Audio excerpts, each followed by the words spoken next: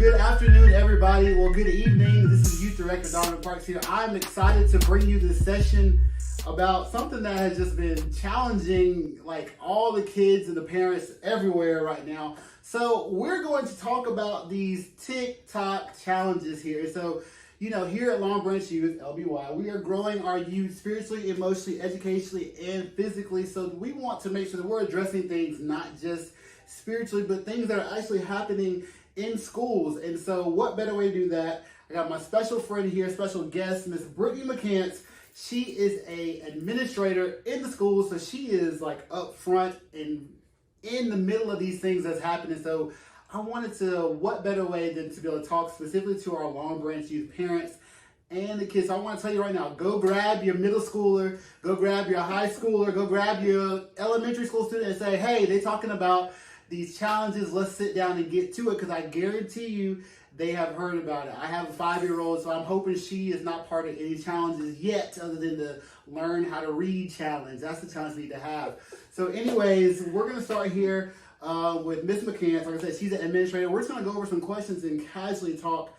Good friend of mine. She's been an administrator for many years, and so she's going to give us some insight. So, Ms. McCants, what exactly are these challenges that's going on? What's happening? So basically, the newest Tik Tok challenge is school related, and so it's pretty much for every month throughout the school year, where it challenges the students to do something that is pretty much inappropriate or something that should not be done. But it asks the students or your children to record themselves doing these things and then posting them to TikTok for likes or quote unquote clout. Right. So, and if you don't know what TikTok is, parents, TikTok is an app that they download on their phone. And basically, I think it started out as doing like little dances and dance moves and videos and all that. And then it just basically becomes into people posting randomly, pretty much whatever. And I don't have TikTok. That's like one of the only social media things I don't have. But I don't have TikTok, so I'm not 100% familiar, but I did teach in the middle school for many years, so I know kind of what it comes from. So I know the big deal, the reason why it came up last month was because with the kids, they were doing the school damaging property. Damaging property was the last thing. So we're going to get into that here in a little bit, but I wanted to ask, what grades are you seeing the TikTok challenge is done? Is it only in like elementary? Is it only in middle? Or is it across the board? What are you seeing? So for the September challenge, I think it was a culmination of all grade levels. But I think the more severe challenges that you saw, or the more severe damages as far as vandalism, was probably in middle school and high school. Okay, middle school and high school. Yes. I know I went to a middle school. I visited one last month, and I know that they had like the whole bathroom was just taped off, do not enter. Yes. So these kids are really out here wilding out when it comes to this, like serious business. So another question I have here is, as a parent, which is myself, like I said, I don't have a 5-year-old, but as a middle school or high school parent, what kind of conversation should I be having with my student who I know goes to a school where maybe some of these things may be happening? What should I be talking to them about? So first thing first, parents, I would advise you to monitor your child's social media accounts. If it's Facebook, if it's Instagram, if it's Snapchat, please make sure that you are monitoring your students or your children, just to be careful of not only what they may be posting, but also what they have access to, because a lot of things now can be very inappropriate. So I would talk about that. I would also go in and I would talk about peer pressure. Just because you see someone else doing it doesn't necessarily mean that you need to be doing it as well. And so one thing that I always tell my students, you may see these other people on TikTok doing these challenges, but what you don't know is more than likely they are now sitting at home because they've gotten in trouble for something like that. So just making sure that they, understand the school rules, but not just the school rules, but parents, the rules that you have in your home as well, and making sure that they are a good representation of themselves and home when they leave out of your presence and come into the school. So I want to touch on the social media thing because it's huge. It is. I was just sitting at home this week and my dad and I were watching something about with the Facebook whistleblower and all that kind of stuff and how Facebook shut down on Monday for 8 hours. They were talking about how much of a huge impact it has not only on adults but I mean, the fact that our kids can have access to this stuff and see it is so detrimental to, like, I mean, mental health is really big right now. Anxiety is really big. And so social media creates that, and they're getting that earlier and earlier and earlier because they have access to these sites and these apps. So I'm not going to say, you can't have a phone. You decide when your children want to have phones. I'm not sure when we're going to give my daughter a phone. I don't even know. I don't want to think about that for a while. But it's so important to guard and protect their hearts and their minds. Yeah. As you all know, I'm the youth director and the media director. So one of the things that Pastor Dogan wanted to do when we talked about getting Long Branch's social media up was we want to saturate social media with the Word of God. I mean, because there's so much stuff out there that is negative. So that's why we've made the Long Branch youth page. That's why we've made, we post 2 to 3 times a day on the church page. We are on Instagram. We're not on TikTok and Snapchat and all that kind of things. But even for adults, we want you to scroll and see an encouraging word. We want you to scroll and see the scripture. So just keep that in mind. As much as you're on social media, your kids are probably on it the same amount, if not more. And they're seeing what they want to see, not what you think they're seeing. So just keep all that in mind because it's super impressionable on our youth. All right, so this is where we get into some administration kind of questions and how's my child to be handled. I know none of you parents have had to go up to the school and never had to ask for a situation or whatever, but what if my child comes home and tells me, I know some people who are about to do a challenge, or either, I think one of my other questions here, or they saw something happen and it didn't get caught yet. What do I do as a parent when my child tells me that? So when the parent finds out, I would recommend that the parent go ahead and calls the school, kind of make the administrator aware. If they don't want to do that, and I get, everyone has jobs and you have to be there. If you're unable to do that, another way to do that would be through email. You can always email the principal or one of the school administrators, and that way I promise we will check your emails and we'll respond back. And they're like a 24-hour rule? It's a 24-hour rule, so we have to respond back. But also, even if your student or your child does not feel comfortable coming into the office because they don't want to be seen as a tattletale or what they say now, a snitch, then they can definitely send an email as well because it's very confidential. And so that way, as an administrator, we'll kind of pull them and talk to them. One thing I know we'll get into, but that way we can go in and begin the investigation, see what's going on. If we need to pull the cameras, we can do something like that to try to get to the bottom of it, because ultimately, as an administrator, our job is to make sure that we are taking care of the safety and security of all of our students and making sure that their well-being is our top priority. I want to go back to something that you touched on, Ms. McCann, and that's that word snitch. I have been out the classroom for less than a year, and I literally used to hear my guys and be like, "Man, I ain't no snitch. I ain't gonna tell." We'll go to the end of the world to not be a snitch.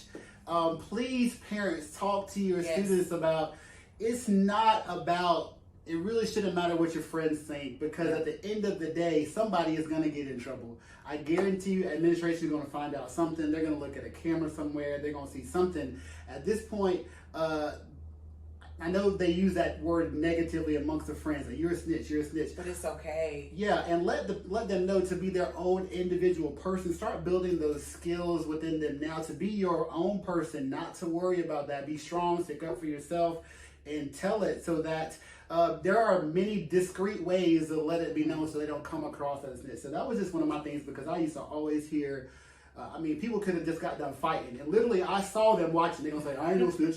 I ain't going to say that." I'd be like, "Come on." So I was really glad to hear that. You touched on a little bit just now, discipline. What happens when they, we talked about the bathroom things. I know the most recent challenge for October is to hit your teacher.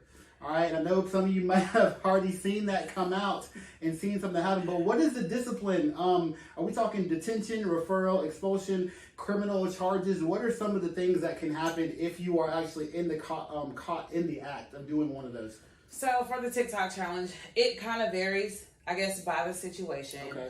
But for the vandalism, a lot of times it came with a referral, as well as sometimes we've even had students that had to pay for the damages of the bathroom. So they have to be mindful. So when you look at the rest of the challenges, like you said for October, hitting a teacher, parents, please remind your children that is inappropriate, especially if we're just not putting our hands on anyone. But that more so carries an assault charge. And so when you look at the TikTok challenge, a lot of the instances for these challenges each month have criminal activity behind them. And so it's not okay to put your hands on another student, and it's definitely not okay to put your hands on another adult.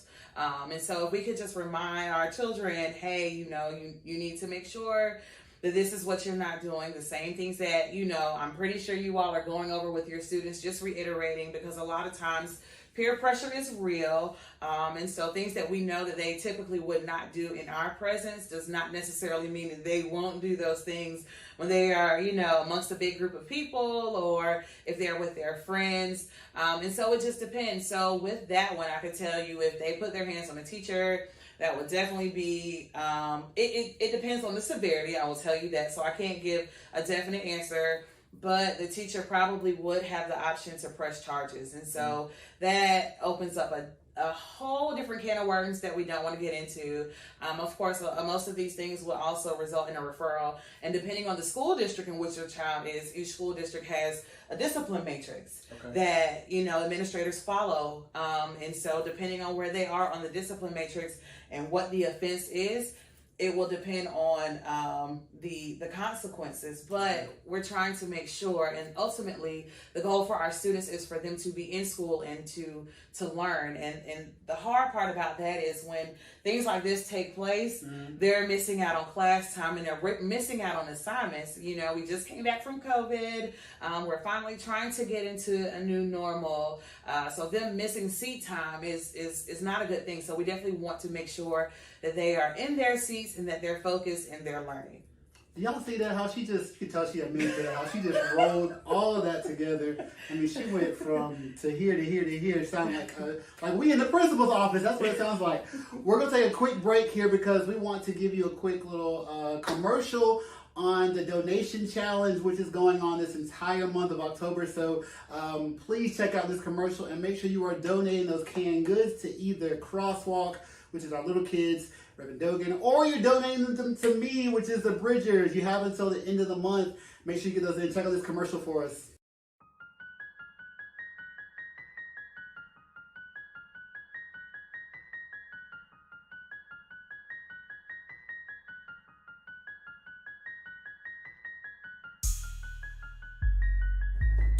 Hey Long Branch, Youth Director Donovan Parks here. I am here to give you a sneak peek update on our donation challenge. I am standing here at donation headquarters. As you know, it is Crosswalk Kids, K5 through 5th grade, Pastor Dogan versus me and the Bridgers, and you guys have been doing a great job, and we just want to give you a quick update and let you know how your donations are going. It's picking up, it really is. We're only in the first week of October, so I can't wait to see what you're gonna do. Let's go ahead and take a look inside.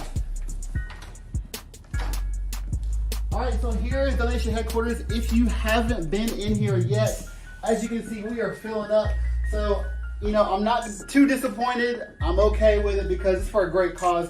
But right now, Pastor Dogan with the Crosswalk Kids is in the lead.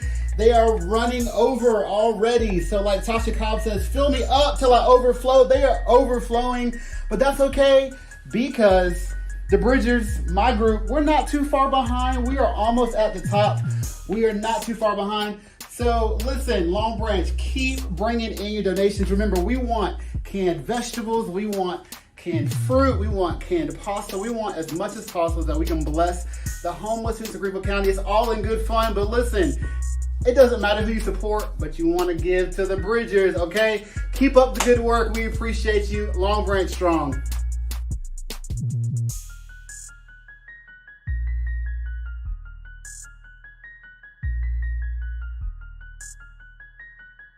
All right, and we're back here with Ms. Brittany McCants, our administrator, that we are talking to about this TikTok challenges. I hope you enjoyed and got the commercial break there about getting those donations in. So anyways, we're going to pick back up So you talked briefly about the school resource officer. If you don't know what that's the police officer in the school, and these are, they're there all day, every day. When does the school resource officer get involved in these challenges? Though, like if something happens, when do they step in? So I think it depends on the school resource officer in the school, because different resource officers may or may not be involved in the day-to-day transitions throughout the day. So a lot of times they're usually around, but typically if there is a criminal act, if there is vandalism or anything of the sort, any assault, something like that, is typically when they would step in. And that does not mean that they won't step in any other time, because a lot of times, like I said, they're around the building all day. But in times like that, more than likely, they will probably step in and assist the administrators. One of the things that stuck out to me that you talked about earlier was say that one of the students does hit a teacher, it kind of, not just out of y'all's hands, but it really lays in that teacher's hands whether they want to press charges or not. And the school district can't necessarily say you can or cannot. That's the teacher's decision. Correct. And then that also plays into the discipline. Like I said earlier, each school district has a different discipline matrix and how they go about discipline. So even if the teacher chooses not to press charges, some may not, there still will be other repercussions or consequences because the child did put their hands on an adult. So typically something like that, an administrator will come in and handle that. And I want to take just a quick pause right there and talk about teachers, because the teachers need your support definitely more than ever. I am a huge advocate for teachers, especially right now. This is the toughest time I feel like teachers have probably ever had. I'm grateful for my time in the classroom. I didn't leave the classroom because I couldn't stand it. I love teaching. I love what I'm doing now, but the teachers need your support. All teachers are not bad. They are, just like with everything. We got good people and we got, not so good people. Don't think that the teachers are necessarily bad. If your student has a bad grade, don't blame it on the teacher. Work together with your student to figure it out. See how you guys can support each other 100%. Be in contact with your teacher. I think that the easiest way, like Ms. McCann said, is to contact them by email. I know that was the best way to get in contact with me. Everybody's email list address is listed on the school website. Everybody's website is listed on the school website. So you can get in contact with them. Also, I know Greenville County Schools uses Backpack, which is another way to check grades, pretty much find out anything. You want to say about related, that? Yeah. So I think Donovan said something really great. Please have a little bit of grace and flexibility when it comes to your teachers, not just the teachers. This year has been very hard. So think about your counselors, your principals, your administrators, your custodians, your bus drivers, even down to the buses. We ask that you all cover us in prayer and keep us in your thoughts. This year has definitely been different from any other year that we've had. So please keep us in mind. Yes, they can also use staff backpack if you're in Greenville County. You can also look through Power School. That way you can catch up with your students' grades at any time. If you click on anything, it goes right into that particular subject area. You can actually look at all the assignments as well to see, was it completed, was it not completed, was it half completed. I would also advise, I'm gonna give the parents, I'm gonna give you all a trick. Anytime if your students are in Google Classroom, which most children now have Google Classroom, a lot of times our students will say, oh, I did the work. And so I'm teaching the parents, no, maybe they didn't do the work. So once they turn it in, they will show you on their computer that it says turn in, but actually click on the assignment. So when you click on the assignment, it will actually show you whether or not the assignment has been completed, or if they just hit it for the sake of hitting it. So y'all use that tip when you're checking homework assignments. I know the students are going to be upset because Miss McKeon's told that one, but that one is a good one to keep just to make sure. But like he said, he's absolutely correct. Please, please, please make sure you contact your teachers. That should be your first line of communication. At the end of the day, everyone that's working in a school, we are all here to help your children because we want them to be successful. So please don't take it to heart. We just care about our students. As I said, even if after you contact the teacher, if you need to, you're more than welcome to contact an administrator as well, and we'll try as best as we can to assist. So there is like no reason. I think about back when I was in school, and we didn't have all the backpack tricks and the technology and things like that, which wasn't even that long ago. We didn't have, you could log in and follow up with this. We didn't use Google Classroom and all the assignments. I will say, the number of times when I was teaching that I had a student hit completed or turned in and it was not done was a lot of times. It would be like turned in, I click on it, nothing there. Yeah. So they do that. But I was going to say, back to, like I said, when I was in school, I got in trouble many a times for, not letting my parents know my grades, or it'd be like, they don't know the grades until the progress report comes out. Then you get in trouble, and then you're in trouble until you pull up the grades. You got to work super hard. There's no reason why that should happen now, because parents have the ability to literally go in themselves, and before your student even comes home, you can hit them up and be like, hey, I see you made a 77 on that quiz. What happened? So there should be no reason why we are not knowing. And the other thing I was going to say, I just forgot what it was. But anyways, there's no reason why I shouldn't know. You should be able to follow up with all those things with the kids, okay? Let's see here. My child was in the bathroom when the challenge or act happened, but didn't do anything. That's what it was. So the student was around. Mm-hmm. They were in the area. This is a big one. I didn't do anything. I wasn't part of it. They were in the area. They saw it. They were part of the group that got caught. Are they going to get in trouble? What's kind of the options there in that situation, Ms. McCants? If you were dealing with that as an administrator, what's kind of the options there? So, as an administrator, I cannot say that they would not be in trouble. What we typically would do is call a parent and kind of give them a heads up of what's going on. Okay. But it also follows an investigation, because the school administration, we would have to investigate to see what happened. When I say investigate, I know you all are, what does that mean? That means that typically we'll go in and we'll pull up the camera. So a lot of times our students don't recognize that we have cameras in almost every corner of the building. So we can pull the cameras, check different angles to kind of see what's going on in the building and go back. And so from there, it would take maybe, I can't say that it will just take an hour or two, because it might take a day depending on the severity or exactly what happened. So we would just let the parent know there's a pending investigation. We would talk to the students, pull up the video, try to figure out what's going on. Then we would come to a consensus and call the parent back to kind of let them know exactly what is taking place.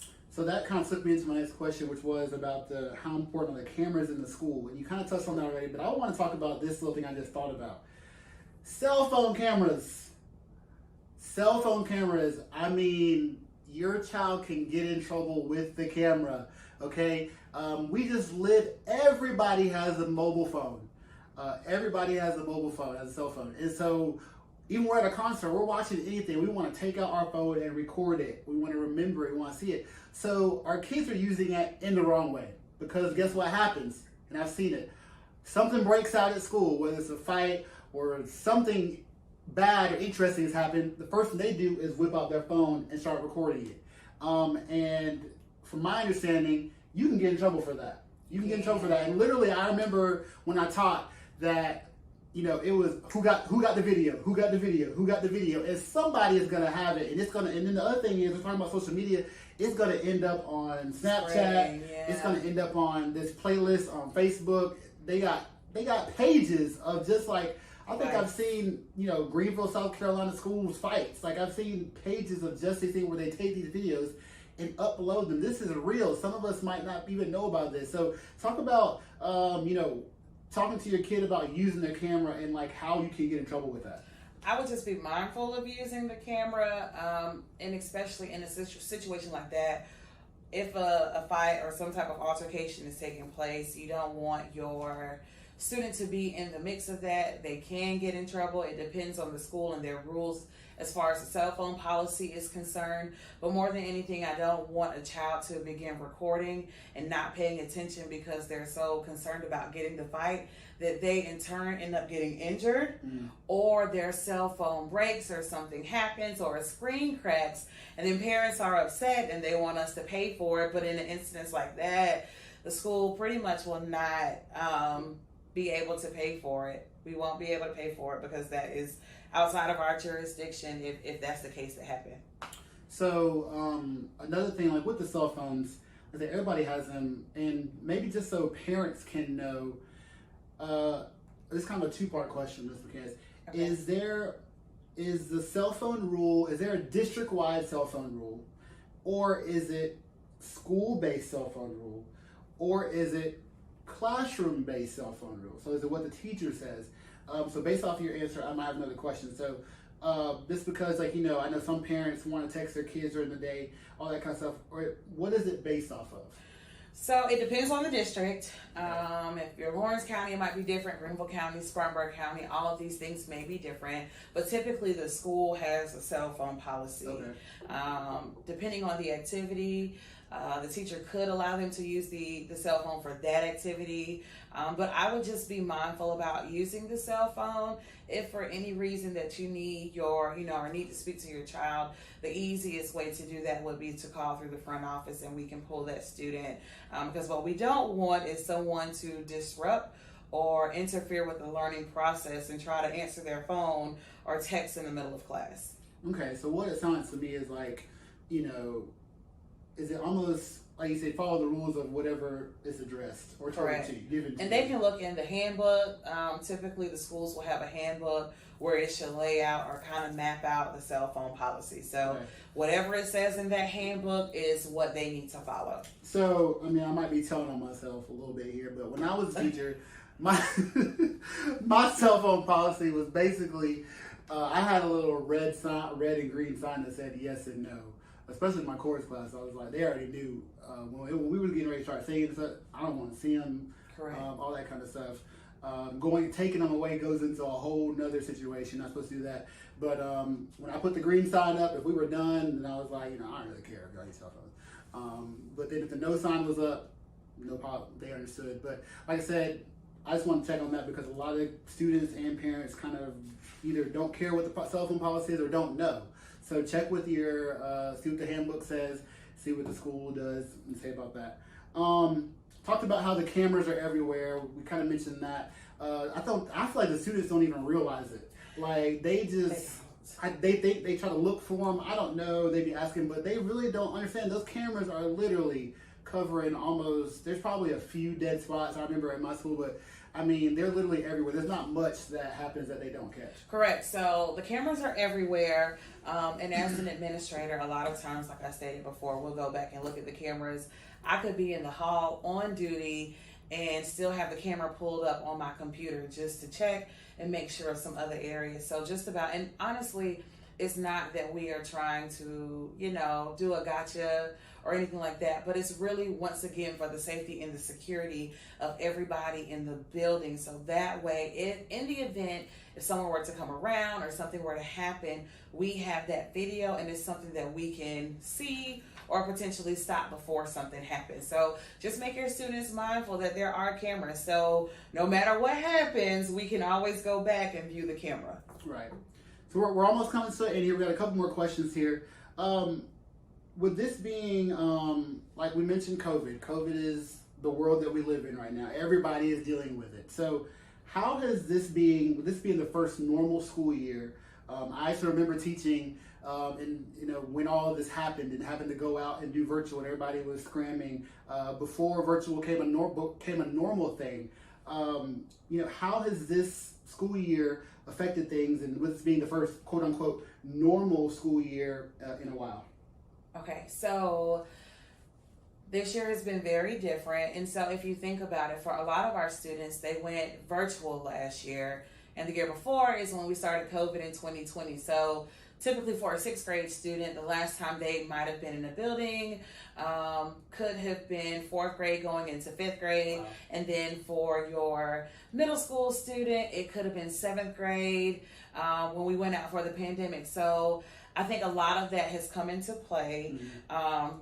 A lot of our students, it's hard for them to get back into this new normal, remembering that they have to complete all of their assignments. They're not at home, so they can't slack and lay around and do these different things. But also, even for some of our students that did come back in the building last year, it might have been maybe half of the amount of the student body. Mm-hmm. But now you have so many different people. We're still going through contact tracing and COVID, so that's a lot of it too. We're also trying to work in that socio-emotional learning as well to try to help and support our students. So it's been a very challenging year. So once again, if you guys pray for everyone in the school as well as your students, but I would also challenge you to not just pray for your children, but pray for all of the children that your child may contact or be in contact with throughout the day. Because I know that we may stay prayed up, but everybody does not stay prayed up. So we definitely want to make sure that our children are going into an environment where they are protected and where they are covered. Right. And so I just think like one of the things I loved about being in the school is that you could just have, when I say touch everybody, and that I don't mean like physically, I mean like mentally, just kind of be there to be that happy person, that good person they come into, because you never know what people's home situation is. Right. You never know what they were coming from when they get off that bus. The school may be safe for them. You may be the only adult that they look forward to seeing. And so want to encourage you to keep your hands on your children as much as possible. Ms. McCants referred to the socio-emotional. That's why kind of talk about Long Branch Youth here, why we offer, something for our kindergartners through fifth graders on Sunday, second Sunday, why we have something for our bridge students, our 6th through 12th, because a lot of times at school, they're in the world. They are doing their own thing. And I know that there used to be a statistic that say when school is in, they're literally spending more time at school with their friends and their teachers than they are at home. So that's why that home time is so important for you to put those things in them. I know that they may get tired of it. They may be annoyed, but they're going to, I will speak from personal experience, they're going to remember, I know Ms. McCants can vouch too, they're going to remember those things that you told them. It might be way back there in the back. It may be in the back of their head, but they might be in a situation where that challenge is about to happen. Somebody says, hey, you want to, and that's where that mom and dad has told me, this is what the Bible says, this is what we talked about, this is what we've prayed about, this is what Pastor Dogan has preached about, this is what we've heard come from our youth group. So, that's why I want to do this piece, and I thank Ms. McCants for sitting down with us, because I just feel like we were hearing so much about the challenges and, in the media, whether it's right or wrong or good or bad, but what can we find out from a real life administrator talking about some of the real life situations that our students are dealing with? So keep your hands on your students as much as possible. My last question was, what is the most challenging aspect?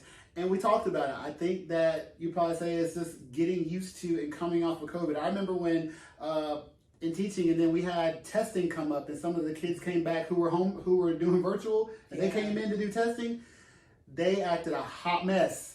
And I was like, oh Lord, how am I going to deal with this next year? So they really literally have to retrain the brain because they have not been in school. There was a Facebook post going around that was saying, like, a student, you probably saw it, a student who was in 7th grade this year, their last normal year was like 5th grade or 4th grade. So think about that.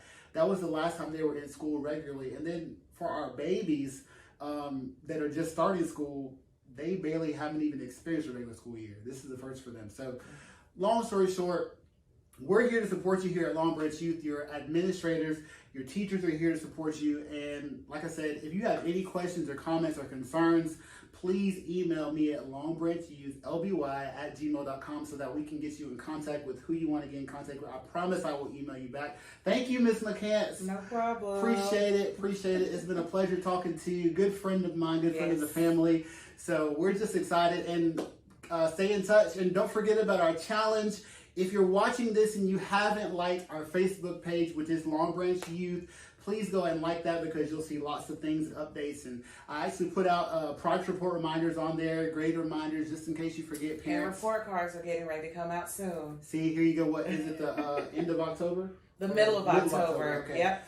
And quick plug for Long Branch there is that we have our chat with the pastor. So we follow up with all the kids and their grades, and we get them in here. And actually, we have a special treat for those students this year who are, for this first report card that's coming out. So you want to get signed up for Chat with the Pastor. We start to see that come out in your announcements. I hope you recognize my LBY gear here. We're going to be rolling that out too in a special way. So keep your eyes and ears plugged to all things Long Branch Media so that you can hear and see and say up. Once again, thank you guys. Hope you've enjoyed it, and we'll see you soon.